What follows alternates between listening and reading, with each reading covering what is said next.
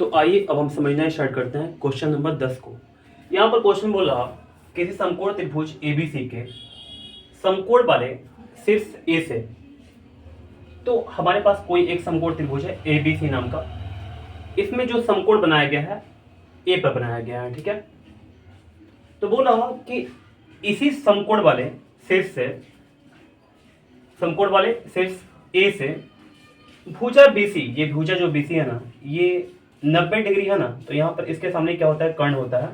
तो बीसी हमारे पास है भुजा, इस पर लंब एएम डाला गया, यानी कि यहां से एएम लंब डाला गया बीसी पर, ठीक है। तो बोला त्रिभुज एबीएम एवं त्रिभुज सीएएम के बीच का संबंध लिखिए, ठीक है। यानी कि ये दो त्रिभुज जो है ना, इसके बीच में मुझे संबंध लिखना है। देखिए, अगर आप थ्योरम मेरा पढ़े होंगे तो आपको पता होना चाहिए कि जब किसी समकोण त्रिभुज में समकोण वाले शीर्ष से सम्मुख भुजा यानी कि कर्ण पर लंब डाला जाता है, तो होता क्या है, तो वो दो त्रिभुज में बढ़ जाता है। जो लंब होता है, लंब दो त्रिभुजों में उस बड़े त्रिभुज को बांट देता है। तो दोनों और बड़े त्रिभुज एक दूसरे के समरूप होते हैं, यही संबंध है, ठीक है। तो मैंने यहां पर साफ साफ लिख दिया हुआ है कि देखिए, चूंकि समकोण त्रिभुज एबीसी के समकोण वाले शीर्ष ए से भुजा बीसी पर लंब एएम डाला गया। देख, जो जो बात बोला गया है मैंने इसको लिख दिया यहां पर, ठीक है। अतः हम जानते हैं कि किसी समकोण त्रिभुज के समकोण वाले शीर्ष से सम्मुख भुजा या कर्ण पर लंब डालने पर दोनों और बड़े त्रिभुज एक दूसरे के समरूप होते हैं। इसको गहराई पूर्वक देखिएगा तो आपको समझ में अच्छा से आएगा। इसलिए त्रिभुज एबीएम एवं त्रिभुज सीएएम एक दूसरे के समरूप होंगे। सर, आपको बात अच्छा से पकड़ में नहीं आ रहा होगा, एक करके और भी अच्छे से देखते हैं, देखिएगा। समकोण त्रिभुज एबीसी के, समकोण त्रिभुज एबीसी के समकोण वाले शीर्ष से, ये शीर्ष हमारा शीर्ष ए से भुजा बीसी पर, यानी कि भुजा बीसी पर लंब एम डाला गया, एम लंब डाला गया। अतः हम जानते हैं, क्या जानते हैं हम, कि किसी समकोण त्रिभुज के, कोई भी समकोण त्रिभुज एबीसी समकोण त्रिभुज है, कि समकोण त्रिभुज के समकोण वाले, ये समकोण वाले शीर्ष से, ये शीर्ष हमारे पास सम्मुख भुजा, इसके सामने वाला भुजा सम्मुख भुजा है, या कर्ण, इसको आप कर्ण बोल सकते हैं, पर लंब डालने पर, इस पर लंब डालने पर दोनों और बड़े त्रिभुज, यहां पर एक त्रिभुज इधर हुआ, एक त्रिभुज इधर हुआ, तो दोनों बड़े त्रिभुज एक दूसरे के समरूप होते हैं। क्या होते हैं? एक दूसरे के समरूप होते हैं। इसलिए त्रिभुज एबीएम एवं त्रिभुज सीएएम एक दूसरे के समरूप हैं। बस इतना लिखना है, यही हमारा आंसर है। अब उम्मीद करता हूं मैं कि ये क्वेश्चन आपको अच्छे समझ में आ गया होगा।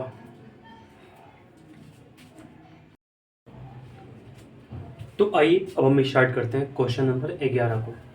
यहाँ पर क्वेश्चन बोला, यदि त्रिभुज एबीसी समरूप त्रिभुज A dash B dash C dash, हमारे पास दो त्रिभुज है, एक ए बी सी नाम का और एक है ए डैश बी डैश और सी डैश नाम का, ठीक है।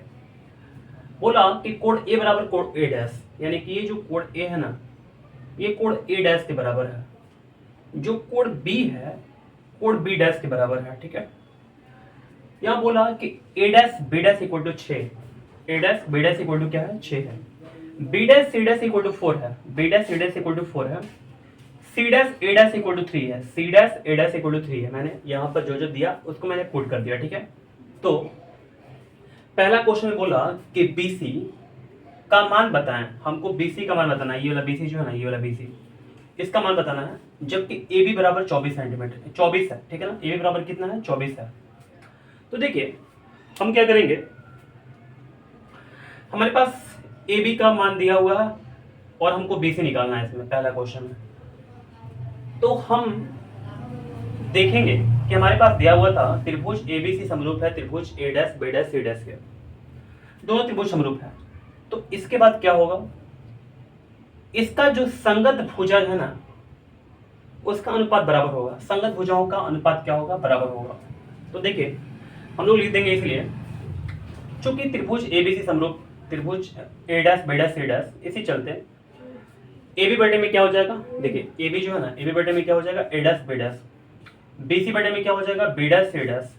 ठीक है, यहाँ पर कैसे हो गया, सीपीएसटी से, कैसे हुआ, सीपीएसटी से हुआ। ठीक है, तो अब हम लोग वैल्यू पुट करने स्टार्ट कर देंगे। देखिएगा ए बी का जो मान हमारे पास दिया हुआ है वो 24 दिया हुआ है, 24 रख लिया यहाँ पर। ए डैश बी डैश हमारे पास दिया हुआ है 6 रख लिया यहाँ पर। बी सी कितना दिया हुआ है ये तो हमको फाइंड करना है। बी डैश सी डैश कितना दिया हुआ है, 4 दिया हुआ है। अब इसको हम लोग सॉल्व कर देंगे, जो कैंसिल होगा उसको कैंसिल कर देंगे। 6 चौका 24 और यहाँ पर 4 चौका 16, यानी कि बीसी का जो मान आया वो 16 आ गया। ठीक है, ये पहला हमारा आंसर है पहला का। अब दूसरा क्वेश्चन देख रहे हैं, सी ए का मान बताएं, हमको सी ए का मान बताना है, ये वाला सी ए का मान बताना है, जबकि बी सी बराबर 20। तो इसको मैं मिटा देता हूँ, बी सी बराबर कितना हो गया, 20 दे दिया हुआ। ठीक है, तो देखिए हम लोग सी ए निकालेंगे कैसे, और जबकि बी सी दिया हुआ है, तो देखिए हम लोग फिर से लिख लेंगे, चूंकि त्रिभुज ए बी सी समरूप है त्रिभुज A dash B dash C dash के। ठीक है, इसलिए क्या होगा, BC बटे में बी डैश सी डैश, देखिए BC बटे में क्या होगा, बी डैश सी डैश, और बराबर क्या हो जाएगा, CA बटे में सी डैश ए डैश हो जाएगा। CA बटे में क्या हो जाएगा, सी डैश ए डैश हो जाएगा। तो BC हमारे पास जो है, जो BC का मान आया है 20 आया हुआ है। बी डैश सी डैश का मान कितना है, हमारे पास 4 है, 4 नीचे लिख लेंगे। CA हमको फाइंड करना है, सी डैश ए डैश का मान कितना है, सी डैश ए डैश का मान 3 है, 3 रख देंगे। 4 5 20, 5 बार में कैंसिल हो जाएगा, 5 3 15, यानी कि CA का जो मान है वो 15 आ गया। ठीक है, इसके बाद तीसरा नंबर देखते हैं, ए बी और बी सी के मान बताएं।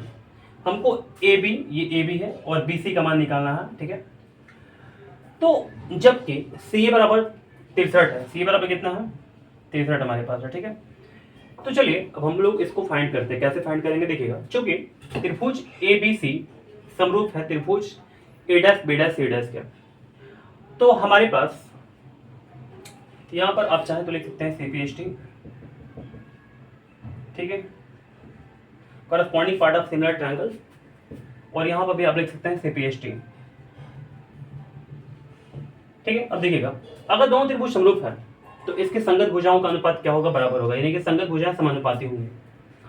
तो हम लोग लिख देंगे ए बी बटे में A dash B dash equal to B C बटे में B dash C dash equal to C A बटे में सी डैश ए डैश। ठीक है, ए बी का मान क्या है, हमारे पास नहीं दिया हुआ है। ए डैश बी डैश का मान कितना दिया हुआ है, देख लीजिए, ए डैश बी डैश का मान 6 दिया हुआ है। बी सी हमको फाइंड करना है, बी डैश सी डैश का मान कितना दिया हुआ है, 4 दिया हुआ है। सी ए हमारा दिया हुआ है कितना, 63 दिया हुआ, 63 रख लेंगे। सी डैश ए डैश का मान कितना हमारे पास 3 है, 3 रख लेंगे। ठीक है, ओहो मैंने यहाँ पर 4 रखा हुआ है, तो यहाँ पर 3 रख लेंगे। ठीक है, अब देखिए आप ही हम लोग क्या करेंगे, ये तीनों बराबर है ना, तो इसको इक्वल करेंगे दोनों को, और फिर इसके बाद इसको दोनों को इक्वल करेंगे। ठीक है, तो ए बी बटे में 6 हो गया, बराबर 63 बटे में 3 हो गया, इक्वल टू बी सी बटे में 4 और 63 बटे में 3 हो गया। ठीक है, अब इसको कैंसिल कराएंगे, 21 से 63, और ए बी का जो मान आएगा 21 में 6 से गुणा करेंगे 126 आ जाएगा। बी सी का जो मान आएगा ऐसे करके 21 चौका 84 आ जाएगा। ठीक है, तो उम्मीद करते हैं कि क्वेश्चन नंबर 11 आपको अच्छे ढंग से समझ में आ गया होगा।